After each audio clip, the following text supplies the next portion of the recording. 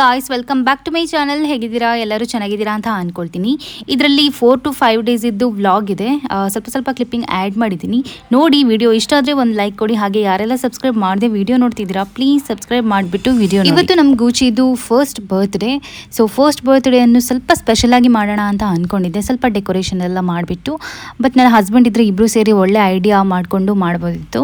But ನನ್ನ husband ಅಲ್ಲಿರೋದ್ರಿಂದ next ಬರ್ತ್ಡೇಯನ್ನು ಆರಾಮಾಗಿ ಚೆನ್ನಾಗಿ ಮಾಡೋಣ ಅಂತ ಅಂದ್ಕೊಂಡಿದ್ದೀನಿ. ಈಗ ಸಿಂಪಲಾಗಿ ಒಂದು ಕೇಕ್ ಕಟ್ ಮಾಡಿ ಬಿಡೋಣ ಅಂತ. ಸೊ ಕೇಕ್ ಕಟ್ ಮಾಡೋದು ರೈಟ್ಸ್ ಓನ್ಲಿ ಮನುಷ್ಯರಿಗೆ ಮಾತ್ರ ಅಲ್ಲ, ಆ್ಯನಿಮಲ್ಸ್ ನಾವು ಸಾಕಿರುವ ಪೆಟ್ಟಿಗೆ ಕೂಡ ಇದ್ದೇ ಇರುತ್ತೆ. ಬರ್ತ್ ಡೇಟ್ ಅನ್ನೋದು ಮನುಷ್ಯರಿಗೆ ಮಾತ್ರ ಇರೋದಲ್ಲ, ಎಲ್ಲ ಆ್ಯನಿಮಲ್ಸಿಗೂ ಇದ್ದೇ ಇರುತ್ತೆ. ಅದರಲ್ಲೂ ನಂತರ ಪೆಟ್ ಪೇರೆಂಟ್ಸ್ ಯಾರಿರ್ತಾರೆ ಅವರಿಗೆ ಅವ್ರವ್ರದ್ದು ಪೆಟ್ಟದು ಬರ್ತ್ಡೇ ಬರೋದಂದರೆ ತುಂಬ ಹ್ಯಾಪಿ ಆಗಿರುವಂಥ ಡೇ. ಇನ್ನೂ ಜಾಸ್ತಿ ಬರಲಿ ನಮ್ಮ ಪೆಟ್ಟಿದ್ದು ಬರ್ತ್ಡೇ ಅಂತ ನಾವು ಬ್ಲೆಸ್ಸಿಂಗ್ ಮಾಡ್ತೀವಿ ನಮ್ಮ ಪೆಟ್ಟಿಗೆ. ಆ್ಯಕ್ಚುಲಿ ನಾನು ತುಂಬಾ ನೋಡಿದ್ದೀನಿ, ಅವ್ರವ್ರು ಸಾಕಿರುವಂಥ ಕ್ಯಾಟ್ ಇರ್ಬೋದು, ಡಾಗ್ ಇರ್ಬೋದು, ಯಾವುದೇ ಪೆಟ್ ಇರ್ಬೋದು. ಸೊ ಅದರದ್ದೆಲ್ಲ ಬರ್ತ್ಡೇ ಎಷ್ಟು ಚೆನ್ನಾಗಿ ಮಾಡ್ತಾರೆ. ಆ್ಯಂಡ್ ನಾನು ಮಾತ್ರ ಈ ಸಲ ಸಿಂಪಲ್ ಮಾಡಿದ್ದೀನಿ, ಯಾಕಂದರೆ ನನ್ನ ಹಸ್ಬೆಂಡ್ ಇರಬೇಕಿತ್ತು. ಸೊ ಹಾಗಾಗಿ ನನ್ನ ಹಸ್ಬೆಂಡ್ ಇದ್ದರೆ ಇಬ್ಬರು ಸೇರಿ ಮಾಡ್ಬೋದಿತ್ತು ಅನ್ನೋದು. And next second year birthday ಮಾತ್ರ ಸ್ವಲ್ಪ ಚೆನ್ನಾಗಿ ಮಾಡೋಣ ಅಂತ ಅಂದ್ಕೊಂಡಿದ್ದೀವಿ. ಆ್ಯಂಡ್ ನೀವು ಎಷ್ಟೊಂದು ವೀಡಿಯೋದಲ್ಲಿ ನೋಡಿದ್ದೀರಾ, ನಮ್ಮ ಕ್ಯಾಟಿಗೆ ಎಷ್ಟೊಂದು ಕೋಪ ಇದೆ ಆ್ಯಂಡ್ ತುಂಬ ಆ್ಯಟಿಟ್ಯೂಡ್ ಇದೆ. ಕುತ್ಕೊಂಡಲ್ಲಿ ಕುತ್ಕೊಳ್ಳಲ್ಲ. ಬಟ್ ಇವತ್ತು ನೋಡಿ ಎಷ್ಟು ಸೈಲೆಂಟಾಗಿ ಕುತ್ಕೊಂಡಿದೆ. ಕೇಕ್ ಮುಂದೆ ಇದ್ದರೆ ಕೇಕನ್ನೇ ನೋಡ್ತಿತ್ತು. ಸ್ವಲ್ಪ ತಿನ್ನಿಸಿದ್ರೆ ಅದರ ಕೈ ಇಟ್ಕೊಂಡು ಕಟ್ ಮಾಡಿಸಿದ್ರು ಎಷ್ಟು ಸೈಲೆಂಟ್ ಆಗಿದೆ ಅಂದರೆ ಅದಕ್ಕೇನೋ ಗೊತ್ತಿರ್ಬೋದೇನೋ ಇವತ್ತು ನಂದು ಬರ್ತ್ಡೇ ಅಂತ. ಸೊ ಅದೊಂದು ಖುಷಿ. ಮತ್ತು ನೋಡಿ ಎಷ್ಟು ಸೈಲೆಂಟಾಗಿ ತಿಂತಿದೆ ಅಂತ. ಸೊ ನಾವೆಲ್ಲ ಫುಲ್ ಹ್ಯಾಪಿ. ಬರ್ತ್ಡೇ ಮಾತ್ರ ಗೂಚಿದು, ಕೇಕ್ ತಿಂದಿದ್ದು ಮಾತ್ರ ನಾವು. ಜಾಸ್ತಿ ಕೇಕೆಲ್ಲ ನಾವು ಕೊಡಲಿಕ್ಕಾಗಲ್ಲ, ಅದಕ್ಕೆ ಅದ್ರದ್ದಾಗಿರುವಂಥದ್ದೇ ಫುಡ್ ಇರುತ್ತೆ. ಆ್ಯಂಡ್ ಅದೇ ಹೇಳ್ದೆ ಅಲ್ಲ, ಕೇಕ್ ಚೆನ್ನಾಗಿ ನಾವು ಬ್ಯಾಟಿಂಗ್ ಮಾಡಿದ್ವಿ. ಕೇಕ್ ತುಂಬ ಚೆನ್ನಾಗಿತ್ತು. ಹಾಗೆ ನಿಮ್ಮ ಮನೆಯಲ್ಲಿ ಕೂಡ ಪೆಟ್ ಇದೆಯಾ? ಕ್ಯಾಟ್, ಡಾಗ್ ಇಲ್ಲ ಬರ್ಡ್ಸ್ ಯಾವುದಾದ್ರೂ ಪೆಟ್ಸ್ ಇದೆಯಾ? ಅದ್ರದ್ದು ಕೂಡ ಬರ್ತ್ಡೇಸ್ ಎಲ್ಲ ನೀವು ಮಾಡ್ತೀರಾ ಅಂತ ಕಾಮೆಂಟಲ್ಲಿ ತಿಳಿಸಿ. ಸೊ ನನಗೆ ಕೂಡ ಗೊತ್ತಾಗುತ್ತೆ.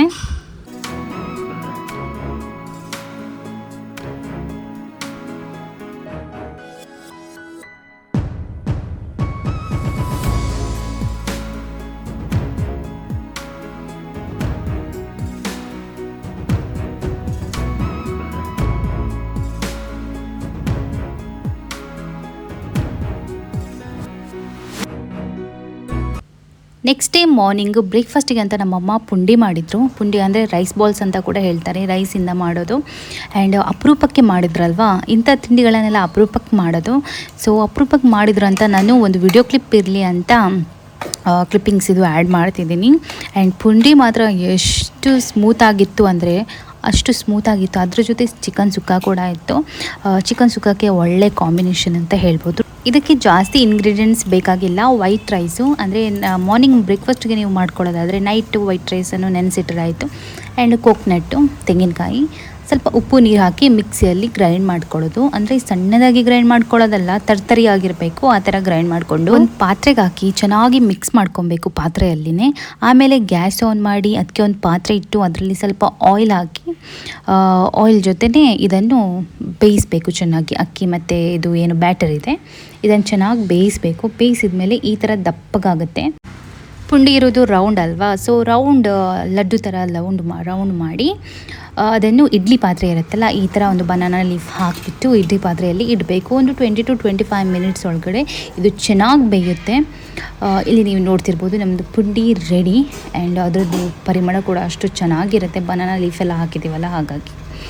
ಸೊ ಇದು ನಮ್ಮದು ಬ್ರೇಕ್ಫಾಸ್ಟ್ ಆಗಿತ್ತು.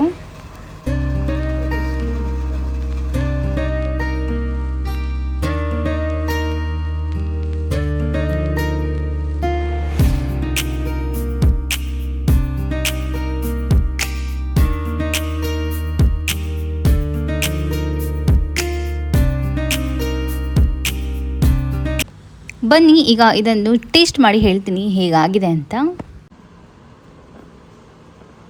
ಚಿಕನ್ ಸುಕ್ಕ ಮತ್ತು ಪುಂಡಿ ಟೇಸ್ಟ್ ಮಾಡ್ತೀನಿ ಹೇಗಾಗಿದೆ ಅಂತ.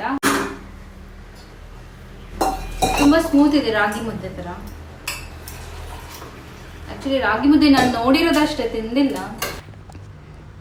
ಒಂದ್ಸಲ ರಾಗಿ ಮುದ್ದೆ ಕೂಡ ಮಾಡಬೇಕು ಮನೇಲಿ, ಒಂದ್ಸಲ ಟ್ರೈ ಮಾಡಬೇಕು ಹೇಗಾಗುತ್ತೆ, ಟೇಸ್ಟ್ ಹೇಗಿರುತ್ತೆ ಅನ್ನೋದು ನಾನು ನೋಡಬೇಕು ಅಂತ ನನಗೂ ಆಸೆ.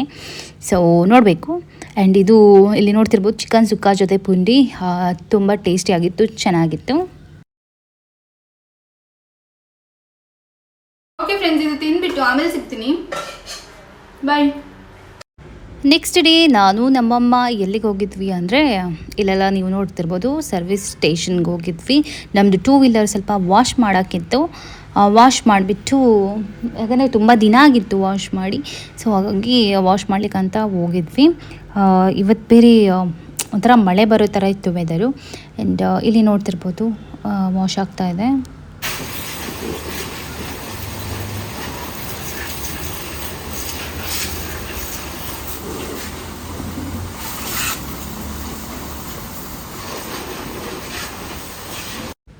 ನೋಡಿ ಎಷ್ಟು ಮೋಡ ಆಗಿದೆ. ನಾವು ಹೋಗೋಷ್ಟರಲ್ಲಿ ಮಳೆ ಬಂದಿಲ್ಲ ಅಂದರೆ ಓಕೆ, ಮಳೆ ಬಂದರೆ ತುಂಬ ಕಷ್ಟ ಆಗಿಬಿಡತ್ತೆ ಹೋಗಲಿಕ್ಕೆ. ಸೊ ನೋಡುವ. ನೆಕ್ಸ್ಟ್ ಡೇ ಸಂಡೇ ಅಂದರೆ ನಿನ್ನೆ ಸಂಜೆಯಿಂದಲೇ ಅಷ್ಟಮಿ ಸ್ಟಾರ್ಟ್ ಆಗುತ್ತೆ. ಸೊ ಅದಕ್ಕಂತ ದೇವರಿಗೆ ಫ್ಲವರ್ ಬೇಕಲ್ವ. ಸೊ ಈ ಟೈಮಲ್ಲಿ ಅಷ್ಟಮಿ ದಿನ ಚೌತಿ ಟೈಮಲ್ಲೆಲ್ಲ ಏನು ಇಲ್ಲಿ ನಮ್ಮ ಮನೆ ಹತ್ರನೇ ಸಂತಕಟ್ಟೆ ಅಂತ, ಸೊ ಅಲ್ಲೆಲ್ಲ ಹೂವಿನವರು ಎಲ್ಲ ಇಲ್ಲಿಂದೆಲ್ಲ ಬಂದು ಸೇಲ್ ಮಾಡ್ತಾರೆ. ಸೊ ಈ ಥರ ಇಲ್ಲಿ ನೋಡ್ತಿರ್ಬೋದು ತುಂಬ ಆಪ್ಷನ್ ಇದೆ ಇಲ್ಲಿ.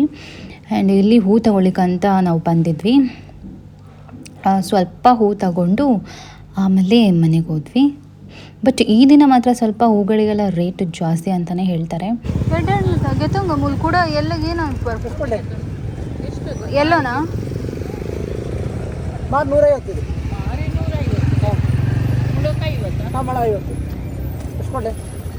ಒಂದು ಮಾರ್ಕೊರಡ ಒಂದು ಮಾರ್ಕೊರಡ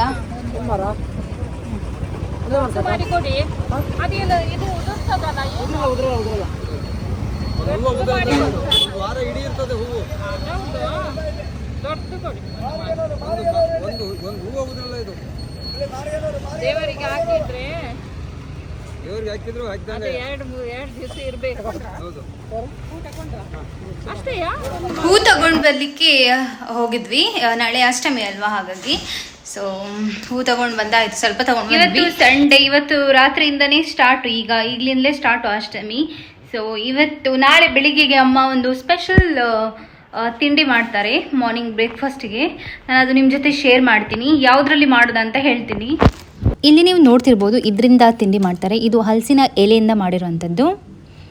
ಇದು ತುಂಬ ಚೆನ್ನಾಗಿರುತ್ತೆ.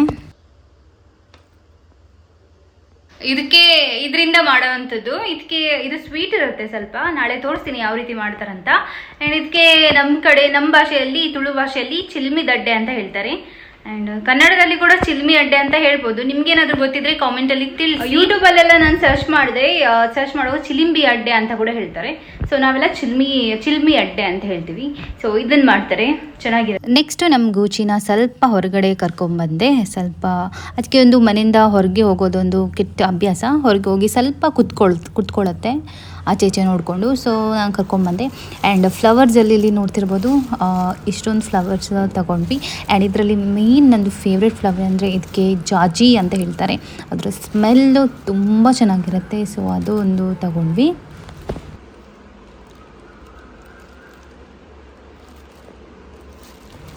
ಇದು ನೆಕ್ಸ್ಟ್ ಡೇ.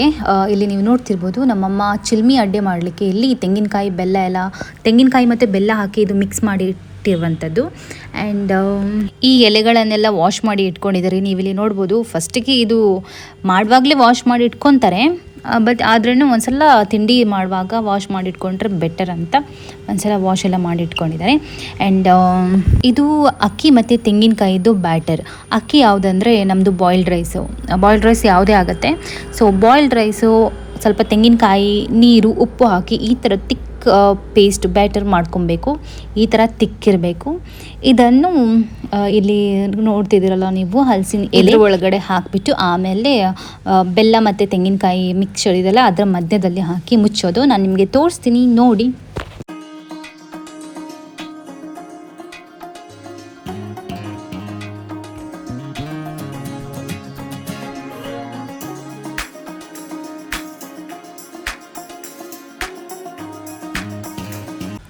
ಈಗ ಬೆಲ್ಲ ಮತ್ತು ತೆಂಗಿನಕಾಯಿ ಇರುವ ಮಿಕ್ಸರನ್ನು ಈಗ ಹಾಕ್ತಿದ್ದಾರೆ. ಆದಮೇಲೆ ಇದ್ರ ಮೇಲೆ ಸೇಮ್ ಬ್ಯಾಟರ್ ತಗೊಂಡು ಮುಚ್ಚಿಬಿಡಬೇಕು, ಕ್ಲೋಸ್ ಮಾಡಬೇಕು.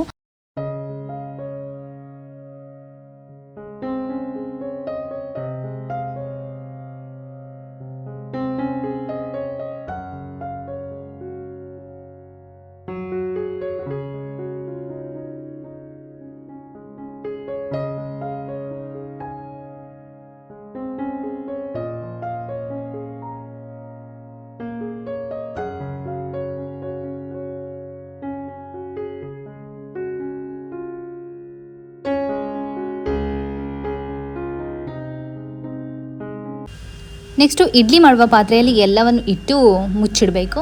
ಇದು ಒಂದು 30 ಮಿನಿಟ್ಸ್ ಬೇಕಾಗುತ್ತೆ ಚೆನ್ನಾಗಿ ಬೇಯೋಕ್ಕೆ.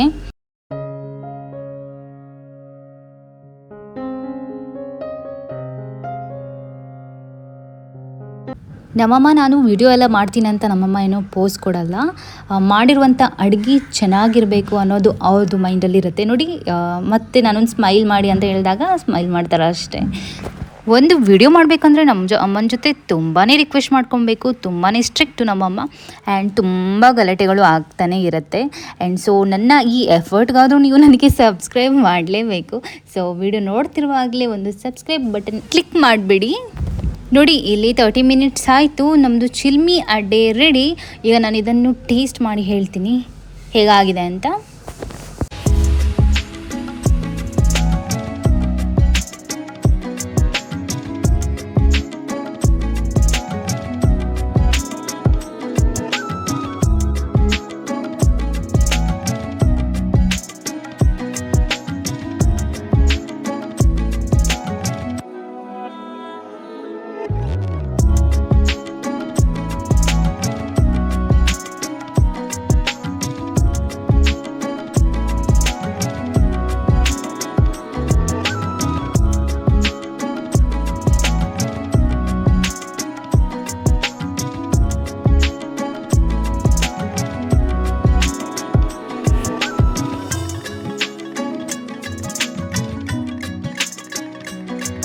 ನೋಡಿ ಎಷ್ಟು ಸ್ಮೂತಾಗಿ ಬಂದಿದೆ ಅಂತ. ಆ್ಯಂಡ್ ಈಗ ಇಲ್ಲಿ ನೀವು ನೋಡ್ತಿರ್ಬೋದು, ಇದನ್ನು ಕಟ್ ಮಾಡಿ ನಾನು ತೋರಿಸ್ತೀನಿ. ನೋಡಿ ಬೆಲ್ಲ ಮತ್ತು ತೆಂಗಿನಕಾಯಿ ಹಾಕಿರುವಂಥ ಫಿಲ್ಲಿಂಗ್ ಎಷ್ಟು ಚೆನ್ನಾಗಿ ಬಂದಿದೆ ಅಂತ. ಸೊ ಇದರ ಟೇಸ್ಟ್ ಕೂಡ ಅಷ್ಟೇ ಚೆನ್ನಾಗಿರುತ್ತೆ.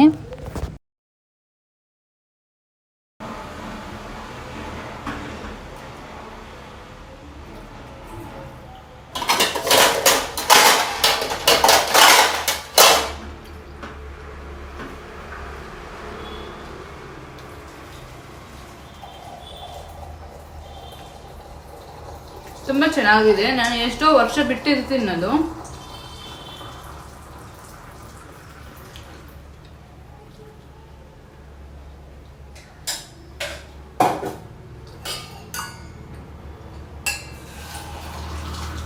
ಓಕೆ ಫ್ರೆಂಡ್ಸ್, ಇದು ವಿಡಿಯೋ ನಾನು ಇಲ್ಲೇ ಎಂಡ್ ಮಾಡ್ತೀನಿ. ವಿಡಿಯೋ ದೊಡ್ಡದಾಯಿತು. ಇನ್ನು ನೆಕ್ಸ್ಟ್ ಇಂಟ್ರೆಸ್ಟಿಂಗ್ ವಿಡಿಯೋದಲ್ಲಿ ಸಿಗ್ತೀನಿ. ಅಲ್ಲಿ ತನಕ ಬಾಯ್.